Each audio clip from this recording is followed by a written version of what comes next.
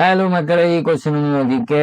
Four particle A B C D of mass m/2 m 12 4m have same momentum respectively the particle with maximum kinetic energy. ഈ 4 ബോഡിയിൽ, അതായത് A E C D എന്ന് പറയുന്ന 4 ബോഡിയിൽ ഇതിന്റെ mass ഒക്കെ തന്നിട്ടുണ്ട്. ഒന്നിന്റെ മാസ് m/2 ആണ്, രണ്ടാമത്തേത് m ആണ്, പിന്നെ 2m ആയി, പിന്നെ 4m ആയി.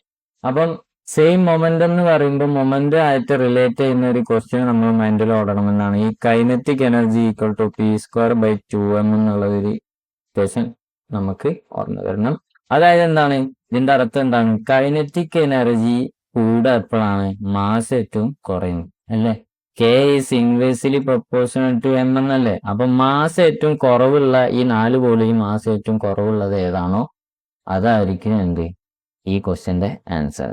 അത് നിങ്ങളെ നോക്കിയിട്ട് പറയാ. So by.